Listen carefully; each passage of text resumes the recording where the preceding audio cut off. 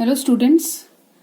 So after doing with the sinking fund method, we are here with the last method of debenture redemption, that is insurance policy method. Students, this method is somewhat similar to insurance policy method, the sinking fund method only, because in both the methods the common basis is that we make some provision and that provision is invested. But the difference between these two methods is that in sinking fund what we used to do that एक reserve बना लेते थे और उस reserve को आगे invest करते थे. यहाँ पर what we do, we take insurance policy, okay, and insurance policy is bought, and at the end of the said number of period when debentures have to be redeemed, उस insurance policy को surrender करके उसकी मतलब period खत्म हो जाता है and then you receive the money back and out of that money you redeem the debenture. तो the only difference is there it is sinking fund investment, it can be any investment, okay, whereas here it is insurance policy. Okay, so let's see how we'll go with it. First of all I want to make you clear few very important things.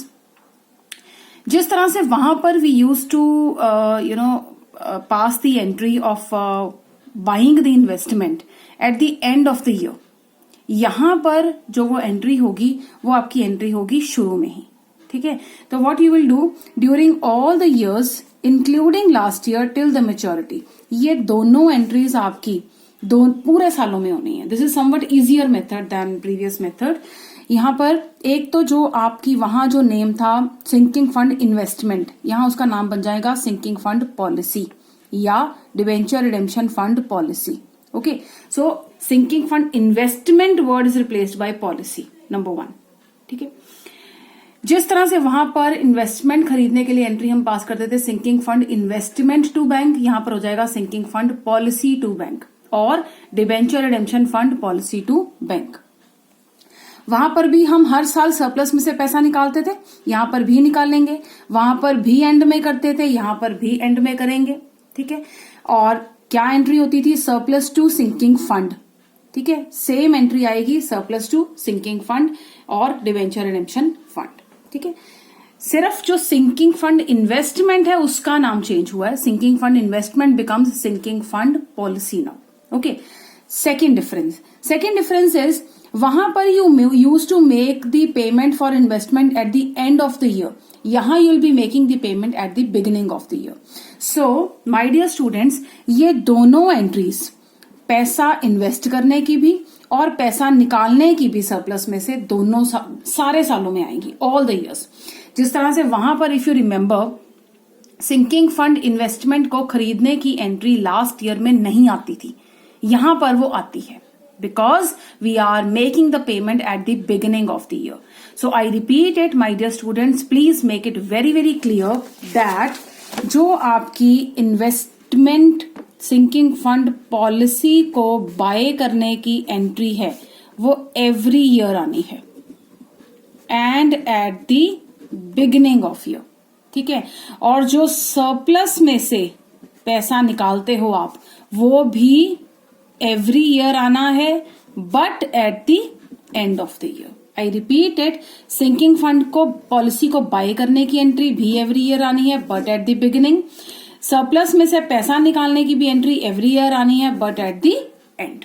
Alright, so ये दो entries आपकी bye करने की entry और surplus में से पैसा नहीं बाय करने की एंट्री. वेरी सिंपल, पैसा जा रहा है तो टू बैंक होगा और उसके बदले में क्या आ रहा है, सिंकिंग फंड पॉलिसी. ओके, और सेकेंड थिंग, जो आप सरप्लस में से पैसा निकालोगे वो एंड ऑफ द ईयर होगा, that will be surplus to sinking fund. Alright, and one thing more again is very easy here, जो आपकी ये अमाउंट होगा that will be same.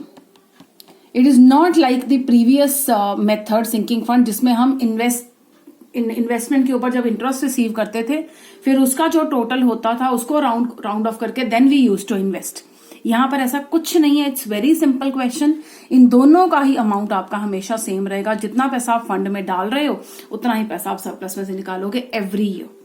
Okay, next, during the last year, अब ये दो entries तो हर साल होनी है, पैसा निकालने की एंट्री एंड में और उसको इन्वेस्ट करने की एंट्री शुरू में. तो आप इन्वेस्ट पहले करोगे और फिर एंड में उसकी एक प्रोविजन सी क्रिएट करोगे from the profits. Okay, for receiving amount of policy on maturity, तो जब आपको पैसा मिल जाएगा, सिंपली आप क्या करोगे, bank to debenture redemption fund policy को सीधा सीधा क्या करोगे, जो आपका पॉलिसी का अकाउंट होगा, जो हमारा इन्वेस्टमेंट का अकाउंट होता था उस मेथड में, यहां पर वो पॉलिसी का अकाउंट होगा, तो bank to debenture redemption fund policy. अगर तो प्रॉफिट होता है, सेम वही चीज जो वहां थी, अगर तो प्रॉफिट होता है तो फंड को क्रेडिट कर देंगे, अगर लॉस होता है तो फंड को डेबिट कर देंगे। In case of profit, debenture redemption fund policy to debenture redemption fund. In case of loss, debenture redemption fund to debenture redemption fund policy. Now when you, so what we have done till now, पहले तो दो entries ये वाली same आएगी, एक पैसा निकालने की एंट्री जो एंड ऑफ द ईयर आनी है, और एक पैसे को इन्वेस्ट करने की एंट्री जो बिगिनिंग ऑफ द ईयर में आनी है। सेकेंड, लास्ट ईयर में हम क्या करेंगे, फंड पॉलिसी में से को बेच के पैसा मिल जाएगा बाय बैंक। अगर तो प्रॉफिट हुआ तो डिबेंचर रिडेम्पशन फंड क्रेडिट हो जाएगा, और अगर लॉस हुआ तो डिबेंचर रिडेम्पशन फंड डेबिट हो जाएगा। और क्रेडिट कहाँ क्या होगा, debenture redemption fund policy.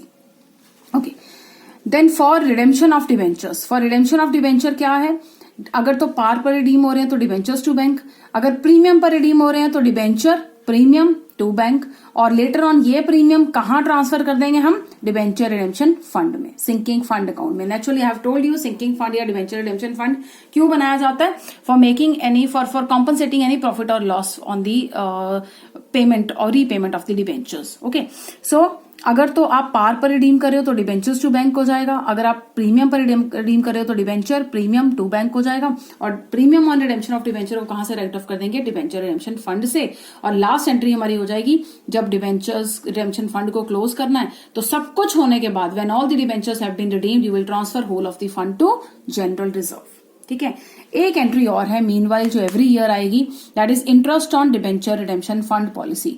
Minded students, insurance policies आपको इंटरेस्ट एनुअली नहीं पे करती हैं। What they do, they reinvest your amount, they just reinvest your amount into the policy. उतने अमाउंट से आपकी पॉलिसी इंक्रीज होती रहती है एवरी ईयर।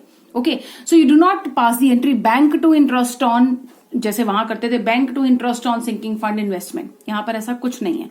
सिंपली आपका इफेक्ट क्या होगा इस चीज से, आपको क्वेश्चन में लिखा होगा कुछ इस तरह से, you will be written the value of policy increases by 6% each year, कि आपकी पॉलिसी की वैल्यू हर साल इंक्रीज हो रही है। तो सिंपल सी बात है, अगर पॉलिसी की वैल्यू इंक्रीज हो रही है तो कौन सा अकाउंट डेबिट होगा, पॉलिसी का अकाउंट डेबिट होगा। ठीक है, तो ये हमारी एंट्री हो जाएगी डिबेंचर रिडेम्पशन फंड पॉलिसी, क्योंकि पॉलिसी की वैल्यू बढ़ रही है और इससे हमारा फंड भी बढ़ रहा है, अल्टीमेटली तो प्रॉफिट ये कहां जाना है, फंड में ही जाना है, तो to debenture redemption fund account. So हर साल इंटरेस्ट की एंट्री आप इस तरह से, you will not pass the entry bank to interest on debenture redemption policy, no, you will simply write, you will increase your debenture redemption policy on one hand and you will increase your debenture redemption fund account on other hand. Let me summarize this method in few minutes. First, कुछ चीजें आपको ध्यान रखनी है। पहला, साल के starting में ही एवरी ईयर आपको पेमेंट करनी है, so the entry will be debenture redemption fund policy to bank.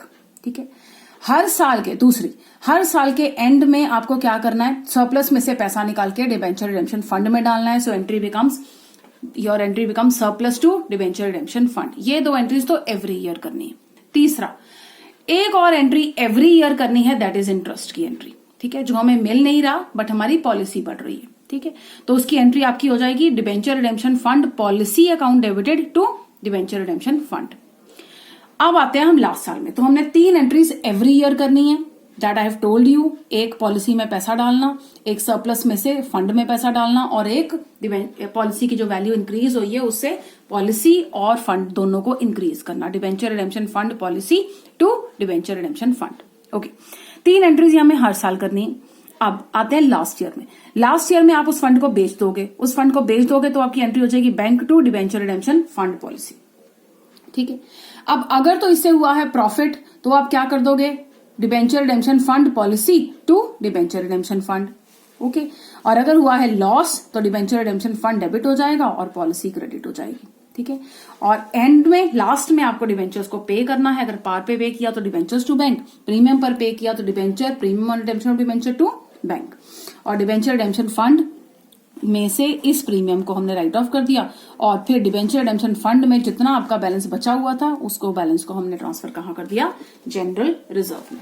Let's do this question, this method with one of the questions. A Limited company has made an issue of rupee 5 lakh 9% debentures on 1st April 2014. 1st April 2014 को ये debenture issue हुए. The terms of which include that the company must take it for 4 years. मतलब 31 दिसंबर 2018 को ये debentures redeem हो जाएंगे. Sinking fund insurance policy, यहां से हमें पता लगा ये मेथड इंश्योरेंस पॉलिसी का मेथड है. Sinking fund insurance policy for the redemption of debenture at a premium of 5%. मतलब we are redeeming our debentures at premium, means 105 रुपए पे हम अपने डिबेंचर्स को रिडीम करेंगे.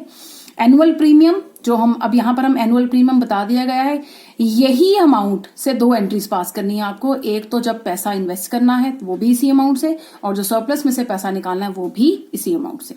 Value of policy increases by 6%. ये जो तीसरी एंट्री है हर साल करनी इंटरेस्ट वाली, ये वो अमाउंट है. ठीक है. So let's see first of all our easiest account and that is our debenture account. Debenture account आपको बच्चे इस तरह से नहीं बनाना है जिस तरह से हमने सिंकिंग फंड अकाउंट में बनाया था, बिल्कुल वैसे ही बनाना है. First you will write 1st April by bank, then 31st March 2015 carried down, 1st April 2015 brought down, 31st March 2016 carried down, फिर 1st April 2016 brought down, 31st March 2017 carried down, 1st April 2017 brought down, 31st March 2018 को सीधा क्या कर देंगे to bank, because हमारी entry क्या बनेगी at the end, debentures with rupees 5 lakh, premium on debenture with rupees 25,000 to bank. यही entry बनेगी हमारी, डिबेंचर्स टू बैंक. ये आ गया यहाँ 5 लाख. तो दिस वी हैव डन. ये हमने इशू किया था इसलिए यहां लिखा. आप बीच में balance brought down carry down करके यहां तक पहुंचना. They have simply shifted to 2018. You will not do like this. You will make the entries for 15, 16 and 17 as well. Carried down and brought down, just these entries. Okay. So second is premium on redemption to bank. तो यहां आ गया premium on redemption to bank और इसको हमने transfer कहां कर देना, अपने सिंकिंग फंड अकाउंट में. ठीक है. This we have done already. तो हमने सबसे पहले मैंने आपको इजी वाला काम करा दिया कि डिबेंचर को खत्म कैसे करें. देखिए अब बात करते हैं सिंकिंग फंड पॉलिसी. अब I told you in the beginning of the year आपको क्या करना पड़ेगा, सिंकिंग फंड इंश्योरेंस पॉलिसी लेनी पड़ेगी. तो मैंने 1st April 2014 को ही क्या कर दिया, टू बैंक कर दिया यहाँ पे. ठीक है. और साल के एंड में अब क्या होगा, जितना पैसा मेरा पॉलिसी में पड़ा है मुझे उसके ऊपर इंटरेस्ट मिलेगा. तो सीधा सीधा 1,15,000 के ऊपर 1,15,000 इंटू 6%, सीधा सीधा इसके ऊपर ये मैंने इंटरेस्ट लिखा. लेकिन मैंने एंट्री क्या की, sinking fund insurance policy to sinking fund, क्योंकि इससे मेरा फंड भी बढ़ेगा. तो ये यहां आ गया और मैंने बैलेंस कैरी डाउन कर दिया. ये हमारा 2014 का 14-15 का इंश्योरेंस पॉलिसी अकाउंट खत्म हुआ. अब आते हैं हम सिंकिंग फंड के पहले ईयर में. सिंकिंग फंड में भी क्या करना है, ये स्टार्ट ही बच्चे कहां से होना है, from the end of the year. Okay. So and of the year आपको सरप्लस में से पैसा निकालना है, वही पैसा निकालना है जो आपने यहां इन्वेस्ट किया था. आई टोल्ड यू सेम आएगा ये every year amount. So to bank, सीधा सीधा यहां बाय सरप्लस. देन ये जो हमने इंटरेस्ट लिखा था 6,900 सिंकिंग फंड में, वो यहां चला गया 6,900 और कैरी डाउन बैलेंस हो गया. ऑलराइट. और ये हमारा यहां आ गया ब्रॉड डाउन दोनों जगह. अब बिल्कुल सेम चलते जाओ, जो आपने पहले साल में किया वही दूसरे और तीसरे साल में भी करना है. टू बैंक किया, वही सेम अमाउंट जो ऊपर लिया था 1,15,000, उतना ही पैसा हमने शुरू में पे कर दिया.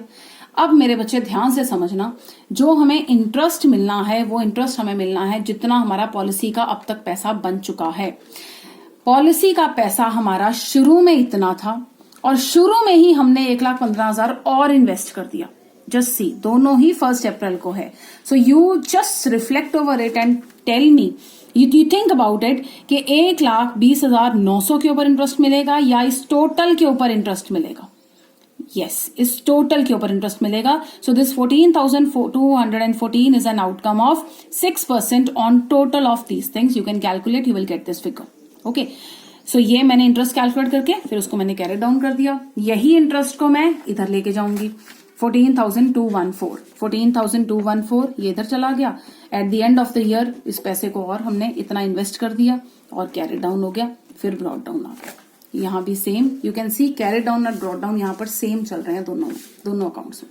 ठीक है. क्यों? बिकॉज इन्वेस्ट जितना कर रहे हो उतना ही पैसा आप निकाल भी रहे हो. ओके. इंटरेस्ट भी उसमें भी उतना आ रहा है, उस अकाउंट में भी उतना आ रहा है. तो both accounts will go hand in hand. Okay.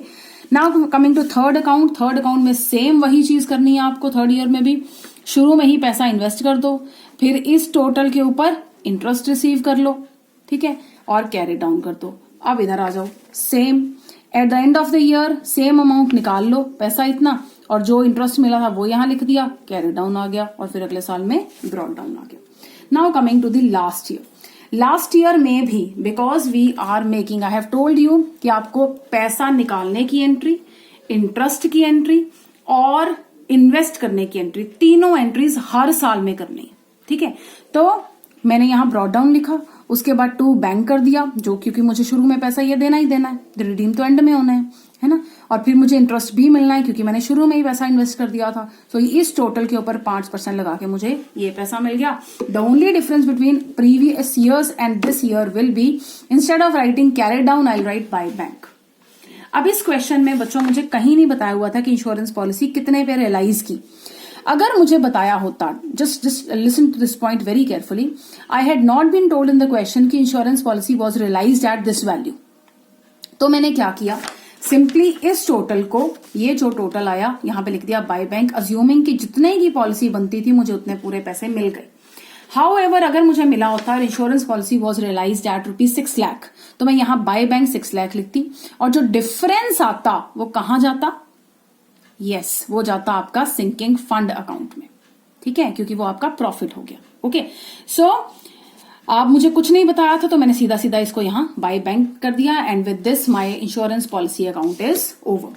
Coming to this now, इसमें सेम एंड में मुझे पैसा डालना ही डालना है, इंटरेस्ट का पैसा मुझे रिसीव करना ही करना है यहां. अब मैं यहां आती हूं, मैंने यहां लिखा था premium on redemption of debenture, मैंने कहां ट्रांसफर करना है, सिंकिंग फंड अकाउंट में 25,000, तो वो मैंने 25,000 यहां ट्रांसफर कर दिया. ठीक है, और जो बैलेंस इस फंड का बचा, सिंकिंग फंड का बैलेंस जो बचा, that will be transfer to which account, general reserve account. That's all about this insurance policy method. Thank you so much.